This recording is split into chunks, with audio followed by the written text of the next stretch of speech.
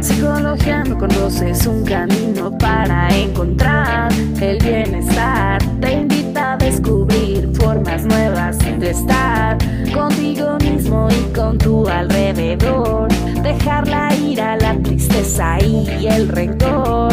Psicologiando con Rose es una forma nueva de pensar. Ofrece maps sobre su forma de analizar la vida.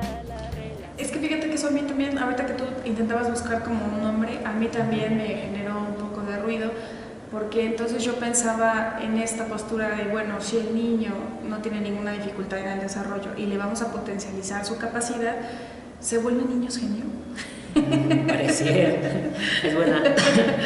Sí, es buena pregunta, porque efectivamente muchos tienen esa idea, que llevarlo a área de estimulación temprana es para que sea niño genio, para que sea más inteligente, para que sea mejor niño que los demás, etcétera, ¿no? Y entonces, pues no necesariamente, porque parte de las evaluaciones también lo que detectan es si el niño tiene mayores capacidades de acuerdo con su edad. Y entonces a la hora de evaluación no solamente encontramos niños que tienen algún retraso en el desarrollo, sino más bien niños que podrían tener adelantos en su desarrollo, que caminan antes, que gatean antes, que hablan antes, que socializan mejor, etcétera. Y quizá hablar de niños sobresalientes, por ejemplo, pero no es, digamos que el objetivo de dar estimulación temprana no necesariamente, o más bien no es crear niños genio, porque eso más bien es otra área de la que quizá después se pueda platicar. O sea que no tenemos forma de averiguar si sí lograríamos eso o no. Hay formas, más bien de conocer si es que hay algún retraso en el desarrollo o algún adelanto, digamos, por decirlo de alguna manera. O sea, algún niño con alguna posible discapacidad o algún niño sobresaliente. Que eso sí hay algunas pruebas o algunas investigaciones que nos dan ciertos datos para conocer si el niño, ya con lo que presenta en determinada edad, podríamos considerar que ya tiene aptitudes sobresalientes. Y sí hay pruebas específicas, sí hay formas de detectarlo. Ahí el problema es más bien la capacitación de los profesionales que se dedican a atenderlos, que sí se requiere de conocer pues esos datos, ¿no? Por ejemplo, algunos dicen, es que ya caminó muy rápido, caminó a los 9 meses, ¿no? Por ejemplo, va a ser un niño sobresaliente. Y pues no necesariamente, pero puede ser que sí, y entonces no solamente es el caminar, sino son otras áreas que también están desarrolladas. Fíjate que te pregunto esto porque sí hay información, incluso hasta he revisado que hay lugares donde quieren generar niños índigo, ¿no? Es como la tendencia de estos niños súper sensibles, súper inteligentes, con otras habilidades, ¿no? Y entonces te hago esta pregunta porque tú, como eres el profesional en esta área de la psicología, ¿cómo tú observas este otro tipo de literatura o de tendencias sobre el desarrollo de los niños? Es que ahí hay pues cierta tendencia, digamos, hacia una psicología que no es propiamente científica o no está tan comprobado. Por ejemplo, sí hay cuestiones más de sensibilidad y de inteligencia en algunos niños, pero que además reportan, por ejemplo, cuestiones ya más, por ejemplo, el aura. El aura, sí. El aura, ¿no? El aura, la cuestión del espectro que se ve alrededor de ellos, etcétera, ¿no? Y que son cosas que no necesariamente son científicas en el sentido de los aparatos que utilizan, digamos, y se puede ver por ahí algo, ¿no? Pero no hay una correspondencia, o no necesariamente hay una correspondencia entre la sensibilidad de la inteligencia o entre que estos niños puedan ser primero identificados y después creados, digamos, o como dijiste, estimular para que estos niños fueran niños índigo, por ejemplo, ¿no? Es que yo observo que en la sociedad hay como una necesidad, casi, de generar héroes o de traer salvadores al mundo. Como que esa idea me da, el que quieren desarrollar niños superdotados o que los tengamos como para que el mundo cambie, ¿no? Y no sé si más bien proviene de una necesidad que tenemos en conjunto de mejorar como sociedad, o si realmente estamos teniendo indicios en el desarrollo de los niños de que hay una evolución, por así decirlo, de que se ven hoy los días, bueno, yo recuerdo cuando hacía mis prácticas en una primaria, pues me percató de que los niños traían otras características que la psicología de Piaget ni siquiera documentaba, ¿no? Así es. Y entonces, por ejemplo, ahorita el hecho de que uno diga, bueno, las escalas que se basan en ese tipo de teorías, ¿tú las adaptas o cómo es que se hacen estos nuevos registros de, por decirlo así, evolución en los niños? Claro. Que los ves más habilitados, como que más, le dicen coloquialmente, despiertos. Exacto. Sí, hay muchos cambios ya. Afortunadamente, la psicología va avanzando más o menos al mismo ritmo, aunque no tanto, no tan rápido. Los niños van mucho más rápido. Pero es que son muchos factores los que influyen para poder comprender por qué hay niños más despiertos, por qué hay niños más activos. Uno de ellos, por ejemplo, es la cuestión genética, que por supuesto sí se ha ido desarrollando más, pero ha sido por cuestiones de cambios en costumbres, en usos, en materiales, en herramientas que vamos teniendo. El uso del celular, de un iPad, etcétera, que ya tenemos un buen rato utilizándolos, y por eso ahora los niños que son bebés, lo que les enseñamos es un celular y el niño pues obviamente lo quiere agarrar y lo empieza a manipular. Y entonces eso ha venido sucediendo desde hace tiempo, lo cual va creando modificaciones, ¿no? Que son cuestiones de adaptación que ya se decían desde la teoría de la evolución desde hace mucho tiempo, ¿no? Hay otros factores que son precisamente contextuales, en donde, primero sería la cuestión de alimentación. La alimentación actualmente también tiene mucho impacto en el desarrollo de los niños. Todo lo que comemos actualmente, o mucho de lo que comemos, pues ya no es, como sabes, tan natural. Hay ciertos elementos químicos que les están agregando para que estemos más despiertos, para que estemos más activos, para que no descansemos, para que no te descanses, etc., ¿no? Entonces ya no tenemos derecho a cansarnos, a descansar, a hacer las cosas a nuestro ritmo, lento, con calma, pero bien hechas, sino más bien nuestra obligación es casi pues andar a las carreras, ¿no? Producir, exacto. ¿No? Producir de forma más eficaz y rápida, asertiva. Exacto. Sí, y entonces la otra cuestión, ahora sí contextual, es más bien de los padres, en ese mismo sentido un poco. O sea, los padres se van a trabajar y ya no hay quien le ponga límites a los niños, ¿no?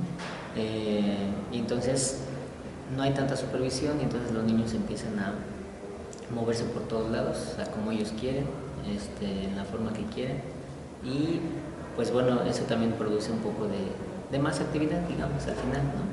En parte es positivo porque tiene el niño mayor libertad. En parte quizás sea negativo porque no hay tanto control, y entonces estos niños, o bueno, ahora los niños de ahora, pues ya tienen más posibilidad de hablar, de decir las cosas, etcétera, ¿no? No sé si me expliqué. Sí, de hecho, fíjate que ahorita que estabas diciendo esto, estaba yo pensando en estos niños donde los papás tienen mucho problema porque no se duermen y despiertan muy temprano y no se pueden dormir, a las 12 de la noche siguen con actividad.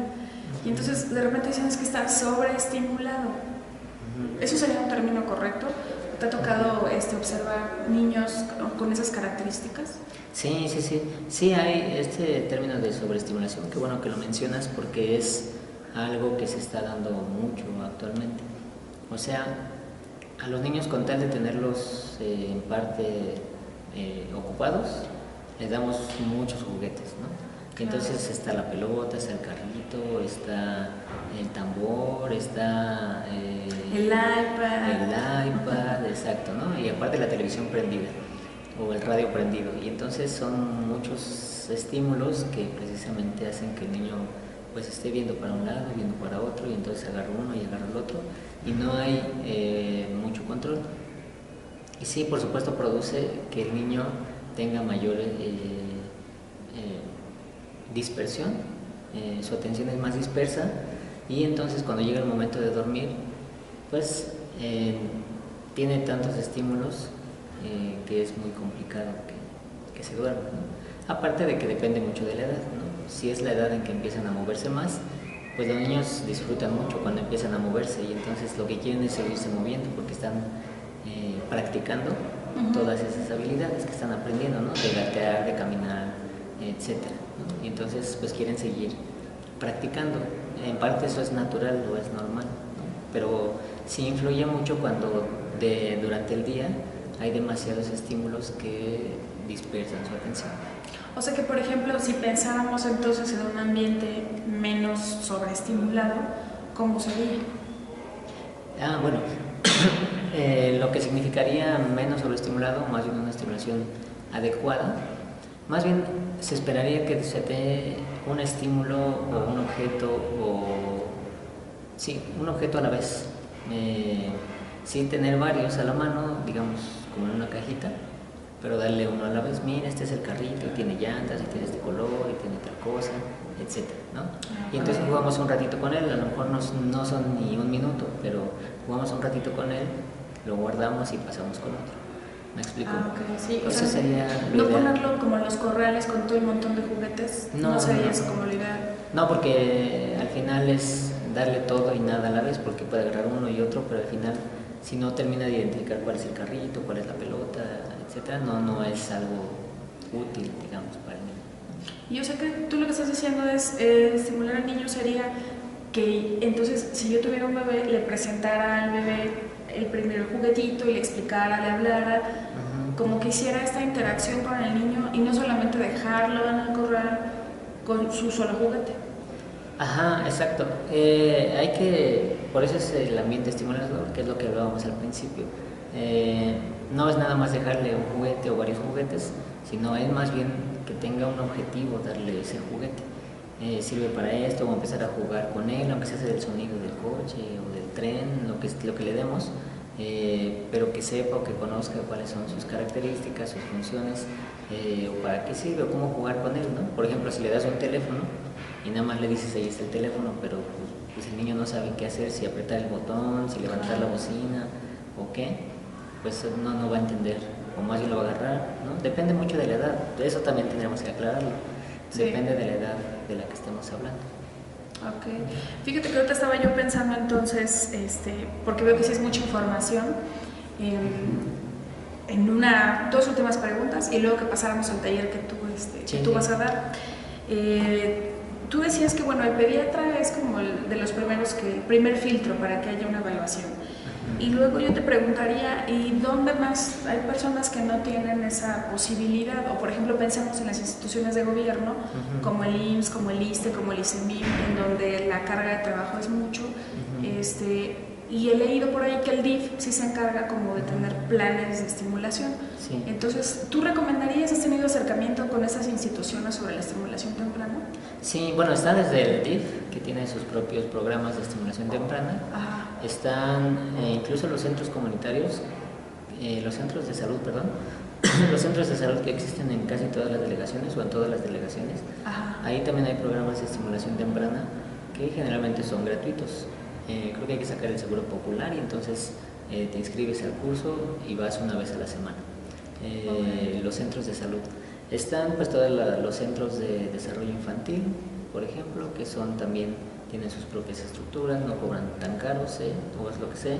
Y están las guarderías que son apoyadas por Sedesol, en donde además de ofrecer el servicio de guardería como tal, de mantener a los niños mientras los papás trabajan, también ofrecen actividades de estimulación temprana.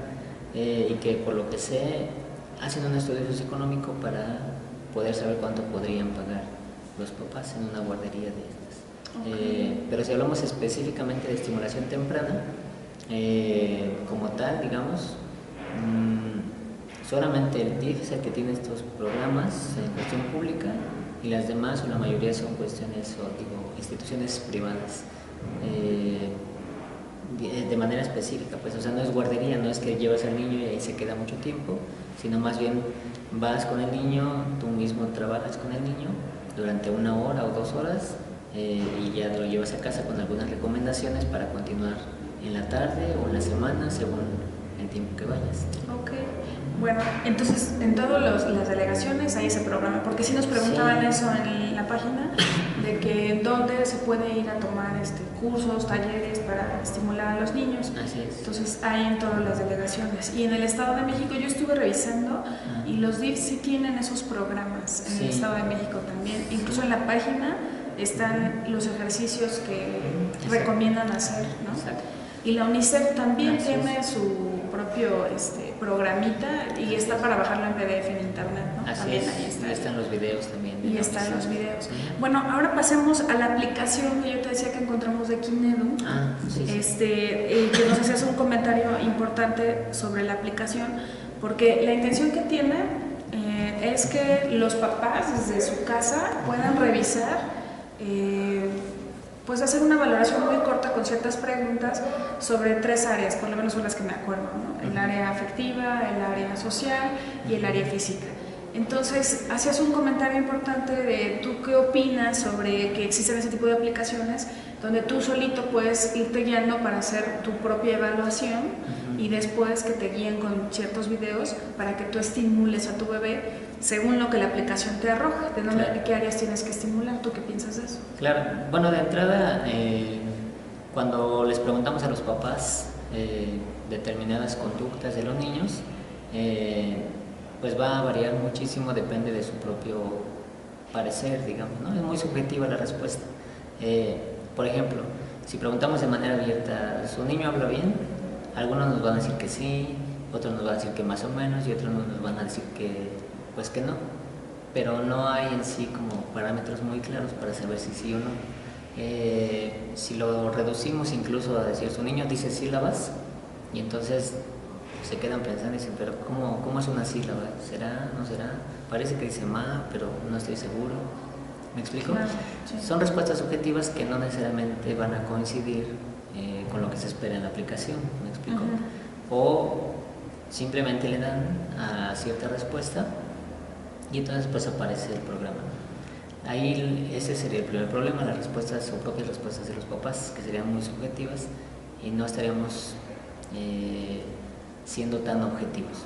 Porque en primera no entendemos claramente qué quiere decir la pregunta. Así es. Y tampoco sabemos claramente qué es lo que queremos responder, ¿no? Pero eso es subjetivo.